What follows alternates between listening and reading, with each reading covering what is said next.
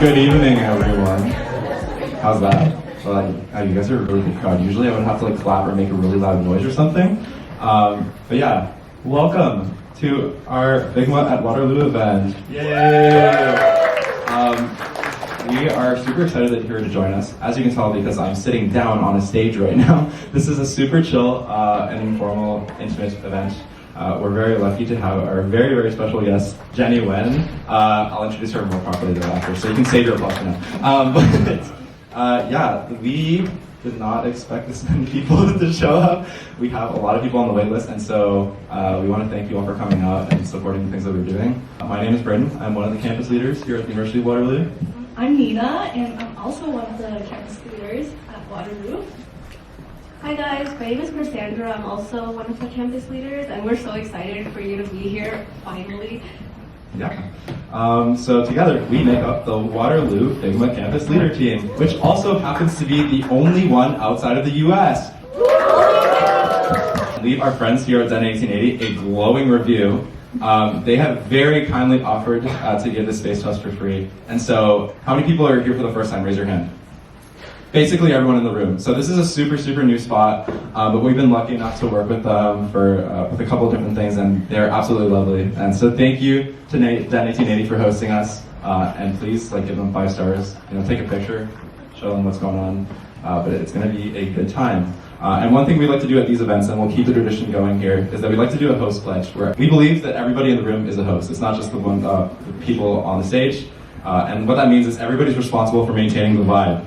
And so we're going to ask you to follow along here. I. Louder. I. Insert name here. Insert name here. Solemnly swear. Solemnly swear. To adopt a host mindset. To adopt a host mindset. For the duration of this event. For the duration of this event. Here's the important one. I will not be a menace. I will not be a menace.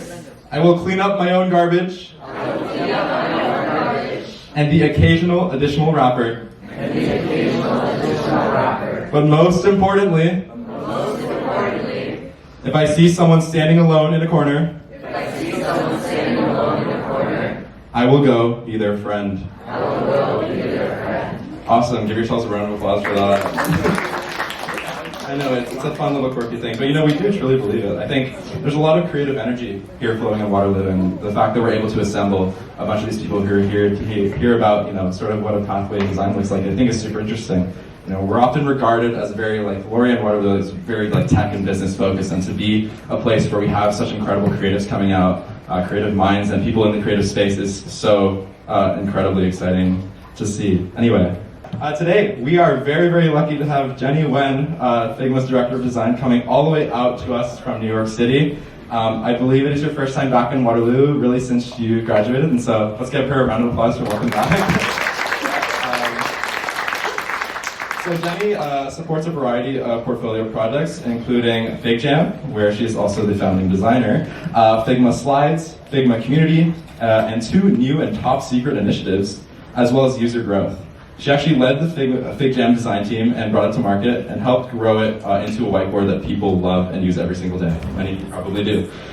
Still, some of her proudest achievements at Waterloo were 1, making the new UX logo that's still in use today, being the decorating chair for IRS, and making all of E5's 6th floor food themed. I'm not sure what that means. I have to ask you about that after.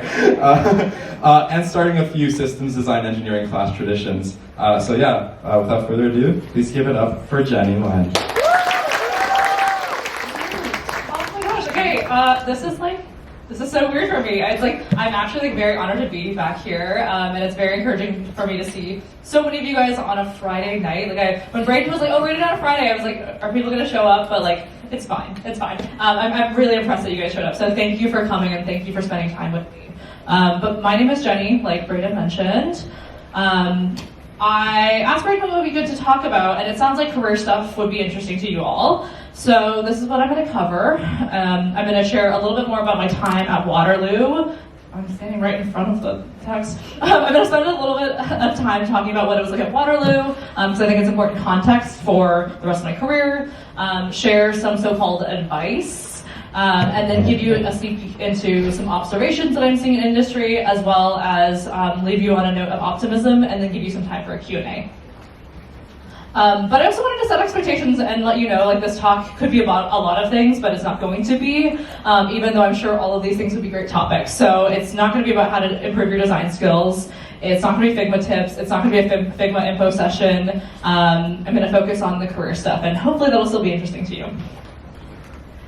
And it's actually really funny because I was looking back at old work and, like, you know, my time at Waterloo and stuff like this in prep for this talk, and I realized I've actually given like 2 versions of this talk before to Waterloo students. So there was one time in 2017, right when I graduated, that was about, you know, becoming, going full-time and getting internships. And then there was one in 2020 that I did that was just about design career. I did not fully watch these, but I'll send like my deck out later and give you the links, and you can tell me if they hold up or if I am giving you totally contradictory advice now. Okay, so I did want to talk about myself a little bit, both my experiences at Waterloo and in my career broadly, just because I think it sets up context into like what school was like when I was here and how my experiences really laddered up into the rest of my career. But I also think it helps because, you know, you're all in university right now and it can just feel like pure suffering. Like, I literally remember just being like, I'm suffering so much, and it's actually hard to see the light at the end of the tunnel and feel like there's, you know, something more at the end of it.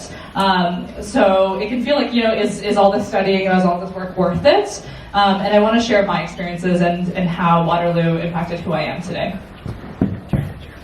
Okay, so I actually probably had a pretty different university experience than a lot of you. You know, when I was in high school and I was applying to university, I applied to a lot of graphic design programs because I was really into art. So I applied to like OCAD, I applied to York Sheridan. I wasn't a super focused high school student, and I really wanted to get into Waterloo architecture. I don't know if anybody here has tried, but it's like really hard, and I did not get in.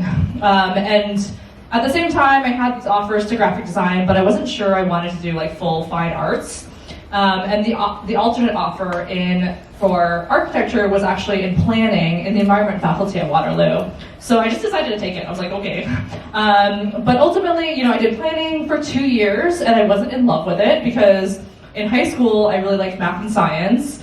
And I was also like, hey, I'm at Waterloo, and like Waterloo has a good engineering program, and I think engineering will get me a job at the end. So I basically did 2 whole years of planning. I was like halfway through the degree, and I was like, actually, I'm gonna switch to systems. And so when I switched to systems in 2012, the program was super strict, and they didn't let me transfer any of my credits. So I had to start university over again. And I joined this new cohort in 2012 of all these really great people, and I was the oldest person in the class, which was weird for me, I think. Like 2 years when you're like 18 versus 20 just feels like a lifetime, so it's very weird. But ultimately, I am like very, very grateful for that switch since I had a lot of great, but also very hard experiences throughout. I spent a lot of days and nights in the E5 computer lab, just studying, crying, doing problem sets, prepping for interviews, wearing sweatpants, having no life. And it's funny because even though I spent all this time and all this effort in engineering, I actually decided to pursue a career in design, which I think made my path even more nonlinear. But one thing I did really like about systems was the community in that class. Like, if you're not familiar with this program, there's about 90 people in this class, and it's just a really tight cohort where you sort of study all the same thing, you're in the same classes, and you spend like 40 hours a week together every week.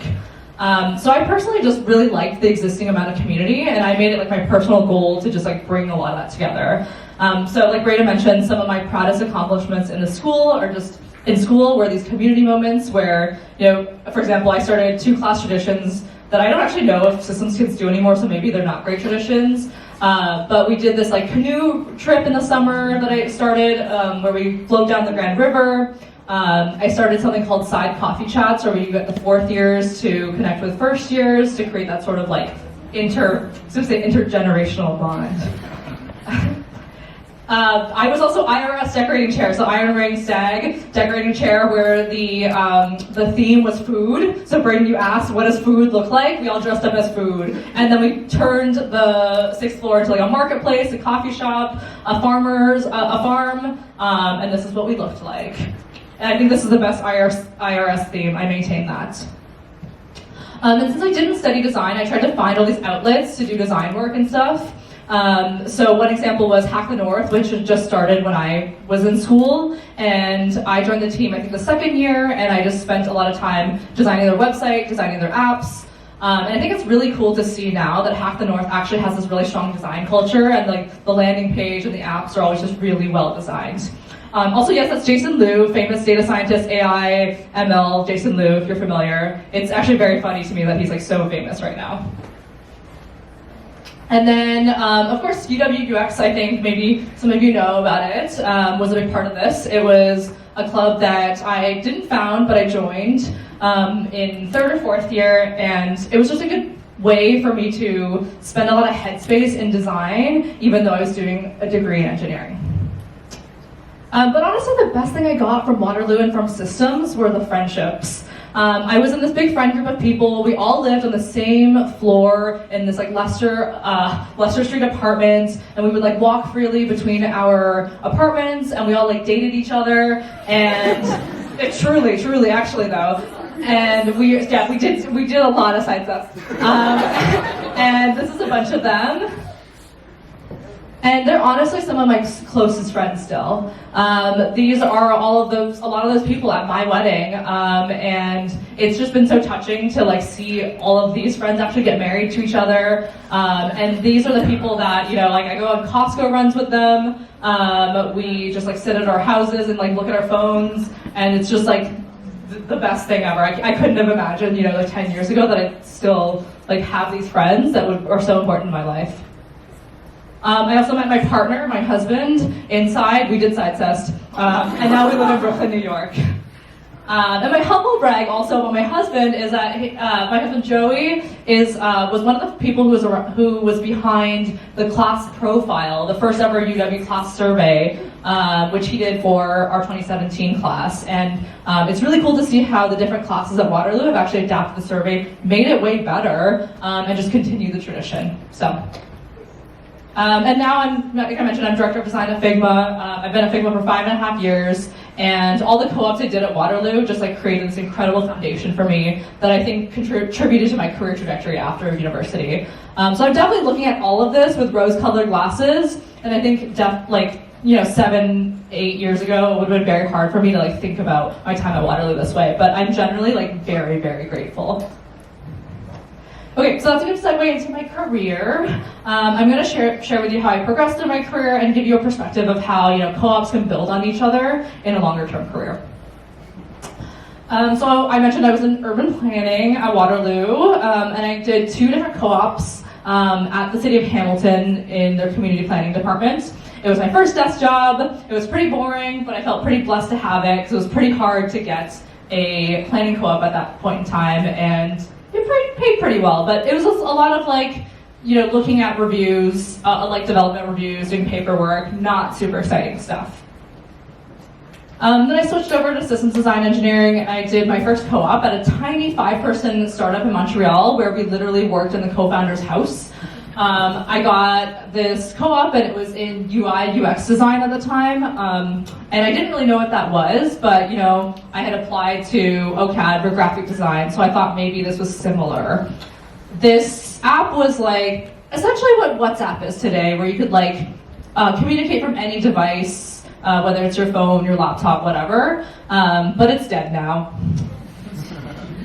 Then I worked at an agency in Miami called Rocker Labs in my 1B co-op, and I was a front-end engineer, and I got to do like a little design work. It was a lot of CSS and JavaScript, and I got to just like work on a lot of different projects because it was an agency. And then I did Cali. After 2A, I Cali'd. It was honestly actually very cool for me to go to the Bay Area and just see what was going on. Because at that point in time, there was just like a lot of energy that I'd never seen in tech before. This was around the time that Silicon Valley, like the TV show, was created, and it was like the zeitgeist. And I think a lot of money was just being thrown around in the Bay. There was lots of startups that like really didn't make sense. Like there was one app that just all it did was send your friend a yo, called Yo. But lots of good energy. And at Coursera, I was essentially hired as a software engineer, but this was the first place where there was like a legit product design team. And it was a team of like 5 people or so, and they let me sit with them. They let me go to design crits for the first time, and I got to work on design projects. And this is the first time I really felt like I knew what a product designer did. And after these internships at Coursera, I actually decided, I did want to become more of a designer than an engineer, I thought. So then I decided to look for a full product design internship, and at that time there honestly weren't that many, especially during the winter term, which is what I was looking for. But I did get one at Shopify at the time, and I think they had only had a few design interns at that point, and they were going through this really exciting period of growth where the company was just growing, they were just getting really successful, so it was cool. And I basically just worked on some admin stuff, a team that was just helping their users ship their products to their consumers, basically. And this is kind of what some of the work looked like. Then after that, I worked at Square in New York on the Square for Retail team. I worked on, as well as some admin settings, because that's what a lot of Square is, as well as some explorations and some prototypes for the retail point of sale. The thing I'll be really vulnerable about here is I actually didn't really jive with the team. I joined Square being because this is my last co-op before 4th year, and I was like, okay, this is the co-op where I'm gonna get a full-time offer, and then I will land here full-time, and then I'm gonna go work at Square in New York. But I didn't get a return offer, so I was pretty stressed out after. Because this is just this pressure point where you feel like you're gonna make it or break it after school. So I did spend a lot of time in 4A interviewing, and I got turned away from a lot of great companies at that time. So things like Palantir, Quora, Facebook. I feel like these were the top design companies at that point in time. And I think it made me feel really insecure because I didn't know if I could make it as a designer because I didn't go to design school. But then I was actually really lucky, and I ended up landing something at Dropbox after interviewing. I worked on Dropbox Paper, which I don't know if you guys even know what it is anymore, but it's essentially it was the modern text editor, and this was really before Notion came along and took off. I learned a lot about craft here, and this was a good time because the company was about 2,000 people or so, which is not too big, and they had a pretty large design team, so I just got a lot of support and mentorship. But after spending 2 years there, I felt like I wanted to go to a startup. I wanted to, really early in my career, just execute, ship a lot of stuff, and just really feel like I'm moving really quickly. So at that point in time, Dropbox was actually using Sketch, which I am do you guys even know what that is? But if you don't, it was just, before Figma there was Sketch. And instead of multiplayer, it was single player. But Dropbox had just switched to Figma at that point in time, and I had used Figma in university, and it was just this new scrappy tool that was sort of buggy. But once I saw Dropbox switching to Figma, I was okay, there might be something there to Figma. So then I was doing the video interview just now, and they asked me how did you land at Figma, and ultimately the head of design DM'd me on Twitter, was hey, do you want to interview at Figma? And I was okay. And the rest is history. I joined Figma. I started on a team called Collaboration, which was basically everything outside of the Figma design editor. So things like search, comments, community, admin, file browser. And at that point in time, the Figma design team was 5 people, and the company overall was about 100. And as Figma was starting to think about building a second product, I got to join the team that was building that second product that ultimately made FigJam. I was the first designer on it and design lead, and I got to take it from idea to launch. And honestly, this was some of the most energizing work I've probably done in my career. And at the same time, I also built out the product design internship and new grad program. And then later my manager was like, hey, we want to hire a manager for FigJam sometime next year, but do you want to do that maybe? And at that point, I was only 3 or 4 years out of school, and I didn't know if I was ready. I was like, I feel like I still have a lot to learn as a designer. Like, should I? Are my skills going to atrophy? But I just said yes, because I was like, okay, sure. And then I got to basically take the FigJam team from myself and grew it to 9 designers. The team shipped a bunch of stuff, which like a lot of this work here is actually not mine. It's the stuff that my team did, which is like kind of what, as a manager, you hold your bar to. Like, it's like, what does your team create? That's what you're accountable for. And then also within my team, we wanted to continue expanding Figma's product offering and expanding to new audiences. So we also were the team that launched Slides, which came out early this year, which I am using, just so everybody knows. And whenever I do a presentation, I'm like, oh, I have to do it in Slides so people know that it works. So it is in Slides, don't worry. I'll send it out later. But then also, similar to how we spun up Slides, my team is also now known internally as the team that's sort of responsible for expanding Figma's business and Figma's audience overall. So under my portfolio, I have FigJam, Slides, Figma Community, 2 secret products, user growth, and my team is 2 managers and 12 designers. Which is wild because I mentioned like the Figma design team was 5 people when I joined, and I like literally have more people than that reporting directly to me, which is, I don't know. So wild, but extremely rewarding, and I just feel like I showed you in these slides, like my job changed essentially every year, which was like the really fun part for me, and is a huge part of the reason why I stayed at Figma for so long. Okay, so that's my career. Hopefully that gives you a lot of context for all the next stuff. I'm also happy to answer questions about my career later on the Q&A, but here is the advice section. So I actually heard this quote somewhere and it really resonated, which is, when people give you advice, they're not giving you advice, they're giving advice to themselves in your shoes. So I'm not going to call this advice because these are things that just worked for me. I think that might not actually work for you because we're all different. We learn in different ways, we have different goals. And I also just want to recognize how much luck plays in everything. Like, it's, I don't know, like they could have asked somebody else if they wanted to design FigJam, and what would I be doing? I don't know. So first thing is saying yes a lot. Like you might have noticed, like even in the past few slides where it was like, oh, do you want to manage? And I was like, yes. Do you want to work on FigJam? Sure. One thing I did when I first started out my career was just to say yes to a lot of different opportunities. Like nothing was too unsexy or below me. You know, things like, oh, do you want to fix the banners on Shopify? I'm like, okay. Like it's just like fixing little bugs and whatnot.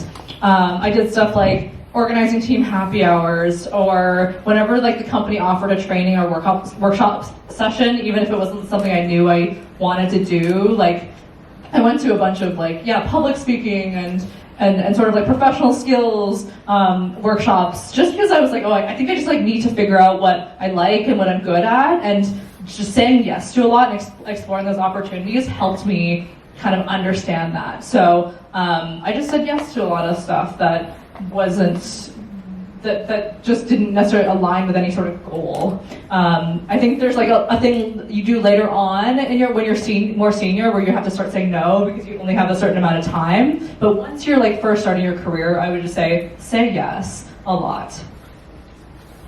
Second thing is filling in the gaps. I still do this. For example, when at work there wasn't a lot of PM support, or we didn't have a PM on the team or something, or there was an engineer who wasn't on the team who wasn't very good at front end and like wasn't really detail oriented, I just did it, and I just sort of filled in the gaps that I saw, as long as it was something I felt I was capable of. I didn't hesitate to feel like there's like role boundaries. I wasn't like, this is my job, this is yours. I just sort of did it because I felt like, hey, I'm just on this team and I'm just trying to make everybody as effective as possible. And that even helps me today because like as a design director, I work with an eng director and a PM director, but at this level, like we're not responsible for different pixels, and it doesn't really matter what our role is. We're just sort of all working towards the same goal, and I think it really sets you up well to collaborate well with other functions. It just like makes you a more impactful person. And I think people just generally like people that are resourceful and like know how to fill in the gaps. So that's one thing I did, was just in different roles, I just tried to go beyond my role boundaries and fill the gaps. Third thing is I tend to lean into my weaknesses. So I hear a lot of like career advice that's like, you should focus your time and energy on the things you're good at and not waste your time on the things that you're bad at, and just get really good at the things you're good at. But my strategy in my career has been like actually the exact opposite. Mostly because I'm like just curious, I like learning, but also because I think, at least when it comes to design, being good at one design skill actually makes you more powerful in the other. So specifically, when I graduated from systems with like no formal design, sort of like visual training. I was obviously more technical, and I was better at product thinking and strategy. And I was less good at visual design and interaction design. But when I left school, I actually really focused my time on, getting mentorship, taking classes, and seeking out projects to just get better at visual design and interaction design. And now I would actually say it's a strength of mine, and something I'm known for at work. And I actually think because I was strategic, learning how to be more craft forward actually helped me be a better strategic person, and vice versa. So I leaned into my weaknesses. The other thing is picking a high growth company and getting really lucky was really, really helpful for me. At Figma, I honestly got really lucky. But the company was growing, and I got promoted almost every year. I got to manage a team for the first time, and that team got to grow to the point where I was like managing managers, and I became a director. But often, like when you're at a company and it's not growing a lot, there aren't like opportunities abound. So one part of the equation of my decision to join Figma was, I bet on it being a high growth company. I saw us start to use Figma at Dropbox, and I was like, I think it's growing. I think it's gonna be something. And my thought there was like, if the company grows, hopefully my career can grow with it. Because at these fast growing companies, like it grows faster than you can sort of hire for, and you just like let your existing staff essentially just like fill in those roles. So if I was at a larger, slower growing company, I don't know if I would have been able to manage like 3 or 4 years into my career and like have reports. I think I was just really lucky that at that time Figma was just continuing to grow. This is something that I will continue to do with like my next roles, and something I think about each time I sort of am like thinking about changing jobs. But like I said, it's like not guaranteed. You can't guarantee that even if the company looks like it's growing, it's going to continue to do well. So there's lots of luck involved too. I also like to follow what feels scary. In moments where I have to make big career decisions, I'm actually like very gut-centric, and I like follow my gut. I'd still make the pros and cons table because I'm like, this is what adults do. They write the pros and cons. But inside I'm like, I know what I want, But I get this feeling that I call like good scared. And it's usually associated with like these internal thoughts of like, am I good enough? Will I fail at this? And it's like fear about my own abilities. Mostly because I think that shows this is such a stretch opportunity that it's gonna be an opportunity for me to grow. So for example, when I was asked if I wanted to be on the team to make Figma's second product, I literally, it took me like 3 days to decide when my manager asked me, because I was like, oh, I'm only 2 years out of school, I'm not the best designer here, can I even do this? I've never designed anything this big, and am I gonna fail, and is it gonna like fail the company? But once I had those feelings, I was like, okay, because I'm having these feelings, it means that I should lean into this. I had those same feelings when my manager asked me if I wanted to become a manager. And I honestly think this feeling shows me the highest growth moments that I can have. And the last thing, I call it like going slow to go fast. I think this one, for me, when I was in planning and I was already 2 years in and then I switched to engineering, that's like a super hard switch. And it was, I had to start over again. And I had to watch all my friends that were my age graduate 2 years before me, get jobs, move on, etc. And I felt very behind in life because of that. But ultimately, what I think it did is, once I graduated, I think just had more like kind of experience and maturity and whatnot. And I think that's set me well to like collaborate better with people at work. It's helped me like take on managing earlier in my career that I don't know if I would have had if I was personally 2 years younger. Maybe other folks, but I didn't feel like I had that emotional maturity. Similarly, like I'm a director now at work, but I'm actually going to be switching roles pretty soon and going back to becoming an individual contributor or designer, because I actually think this is going to help me more in the long term. So it's sometimes like not doing the linear thing and kind of slowing down and doing what I believe is like the right thing. So this is your summary slide in case you wanted a summary. Saying yes a lot, filling in the gaps, leaning into my weaknesses, picking high growth companies, following what feels scary, and going slow to go fast. These are the things that have worked for me. Okay, I feel like I have like a lot of stuff, but not much time maybe. How do we feel about time? Should I go faster or should I go slower to go fast? Okay. Okay, good time check. Okay, so what I thought I could also do to help you guys is share some of the observations that I'm seeing, because I'm in industry, right? And I can sort of see the trends and I can try and help you and say like, this is what I think that means for you. So I think the first thing is return to craft. So when I graduated, design thinking and user-centered design and design process were just like hot shit.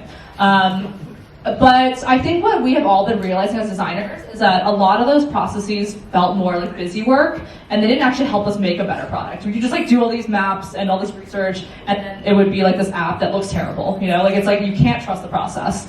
And so I'm noticing that companies and products are valuing like well-crafted experiences again. And I do think it's actually much harder to get a job now as a designer if you don't have great craft.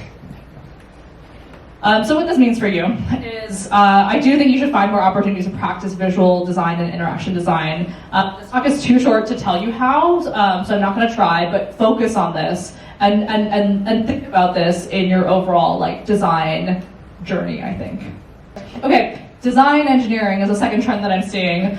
It's this like trendy role that gets tossed around a lot. Maybe you know about it. But I think this is also coming from the return to craft theme, where design engineering is essentially this role of somebody who is like part designer, part engineer, and they write mostly front-end code, and they're like focused on prototyping and just like refining really great experiences. I think this is really necessary. If you want to ship a well-crafted thing, is like you need these people who are able to actually implement these experiences. And so given that there might be some of you who are in engineering, I actually think you should consider this because this is a new role. There's a lot of openings for this, and you have a technical background. I was technically sort of like a design engineer for a few of my co-ops, but this wasn't a role back then, and it really felt like you needed to choose a lane, like engineer or designer, and there just didn't feel like there was a path forward for both. Okay, the third thing I'm seeing is smaller teams, which I do think is kind of depressing because I'm noticing that companies that between like 2016 and 2020 they just grew a lot. There was just like endless hiring, and they sort of realized that like more people doesn't necessarily make your business more successful. It can actually make it slower, and it's just harder to communicate and coordinate across all these folks. And there have also been a lot of layoffs in tech in the past few years. I think we're just like not hiring as much for roles we like don't need, for lack of like a better term. So, for example, there are fewer management layers. We're not hiring as many researchers and writers for teams, and we're just finding that like, hey, it's better if we let a small team go off in a corner and build something than to like installing a huge 100% org. We often know like 5 people can do this faster than 100. And that's what's going to make better software. And I think that can feel very disempowering as an early career new grad designer. But what that does mean is I think you should differentiate yourself. I think, especially for folks who might come from a non-traditional design background, like you're in engineering or psych or something else, I actually think you should lean into the fact that you have that background, because that makes you different. And you're not just like another designer with another portfolio. And then the opposite advice too is actually just become a generalist. I think similar to the fill in the gaps thing, if there's smaller teams, it's actually more valuable for someone who can almost do 2 or 3 different roles. It could be like a PM designer engineer, because you can actually be more helpful and more flexible as the team changes. Okay, AI question mark. Obviously, we do have the technology to make designs and websites and images and stuff like that that used to be created by humans, but I don't think we've like fully seen the full impact of like AI taking a design job yet. Like we still have a full design team at Figma. We haven't like laid anybody off because of AI or anything. There are still lots of design jobs out there, but I do think like what AI is able to create at a design level is like it's getting better, and it's going to get better. And so I think that can feel daunting as a early career designer, because you're like, oh, can I just be replaced by an AI, or what opportunities are there for me to actually make design work? I do think though, like our bar for design will just change, you know, as AI is able to just create this sort of like rinse and repeat kind of design, and that ceiling of what's possible is just like rising. So I think I would encourage you guys to just explore and design with it.